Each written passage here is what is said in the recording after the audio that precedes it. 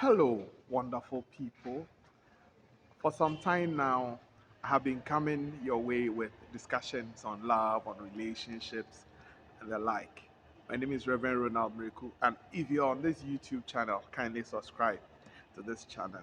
We've been talking about love, we've been talking about loneliness and marriage, we've been speaking about communication in marriage, we've been speaking about joint accounts in marriage and the rest and the past. But today, I would want us to look at in-laws, relationship with in-laws when we get married, relationship with in-laws when we get married.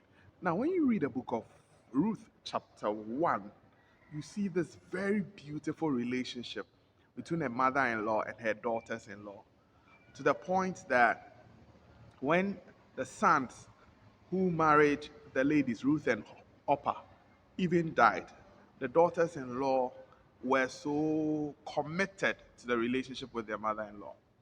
But you see, today we cannot say so about some relationship between mothers-in-law and daughters-in-law, father-in-laws and daughters-in-law and sons-in-law, because some even wish that whatever brought them together is taken away so that they will just not be around them anymore. But I believe that in your marriage, you can have a very good relationship with your in-law, just like Ruth and Orpah had with Naomi. And today, I'll just share a few of them, but I will look at it from the things parents-in-laws are supposed to do.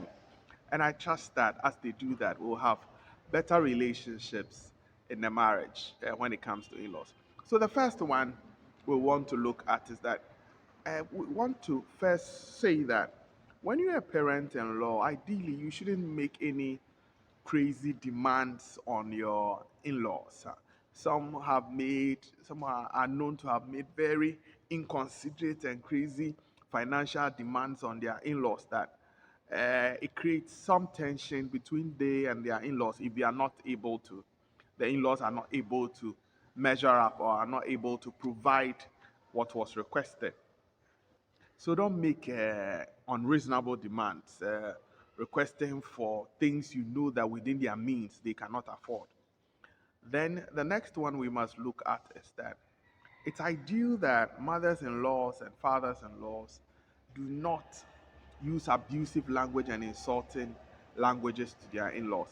You see, once you do that, what happens is that you break that respect they are supposed to have for you, because some would want to retaliate, some will want to also have a comeback. And once you use abusive and insultive language in it, you mar the relationship and you introduce uh, tensions. Now, in addition, we you also how do you call it? Don't be also envious of the relationship your children have with their spouses. Some people, some women, when perhaps they were married, they didn't have a good marriage, they didn't have a romantic husband, they didn't have a husband who was there for them, caring for them, and the rest. So when they see that their sons are having that relationship with their wives, some of them become very envious, and before you realize, they want to enter the marriage and create problems in a way that their son's marriage, how their son treats them, should be how their spouse should be how their how do you call it, their husbands treated them, or vice versa. But I think it's ideal that you are not envious of your children's relationship, your children's marriage, how they married and how beautiful it is. Don't be envious. I'd rather be happy for them that they're having a better marriage than you are having. Also, it's important that father-in-law, mother-in-laws also stay away from controlling the marriage. Some people, hey Charlie, just want to control the marriage. They want to share, say, how many children they should have, where the children should go to school, where accommodation should be rented, how they should live their lives. They are there morning, afternoon, evening, trying to control the whole relationship. It's not ideal. Don't try to control your son's marriage. Don't control your daughter's marriage. Just be happy for them. Pray for them. If there's counseling, fine, you can counsel. If there's any advice you can give, fine, you can counsel.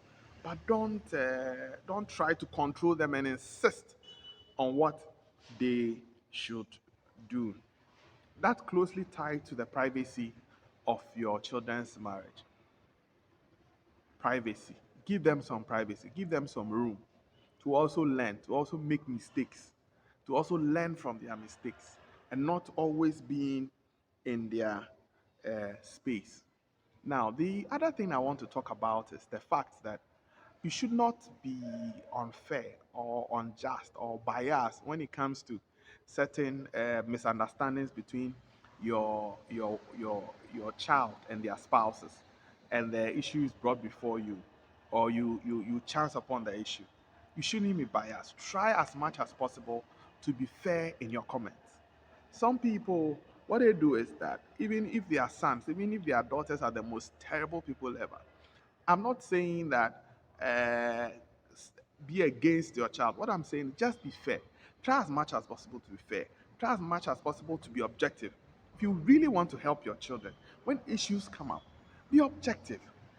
Don't try to take one side because uh, it is your child, or it is your son or your daughter. No, try to be objective when issues come up. And also, finally, don't have a tough war. Try not to have a tough war. When I say a tough war, what I mean is that sometimes you have people who look at what, how do you call it, in their minds. Hey, their son, their daughter's husband has been really taking care of his parents, and therefore my daughter should also, how do you call it, take. No, let me put it in a better way.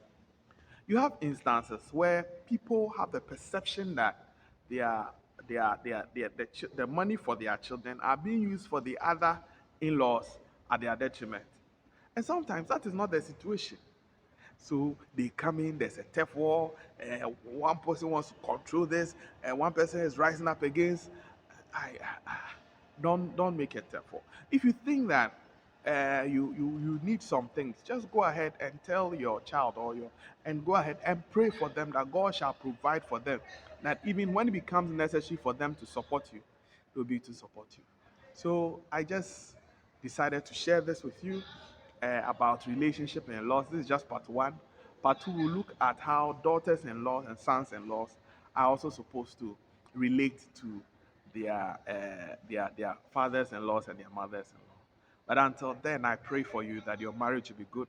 I pray for you that you have a good mother-in-law, you have a good father-in-law, you have a good son-in-law, you have a good daughter-in-law in the mighty name of Jesus. As I indicated from the start, just go ahead, press the subscribe button so that you would have additional conversations on similar topics. God bless you. And until then, my name is Rev Ronald Mireku. See ya. Bye.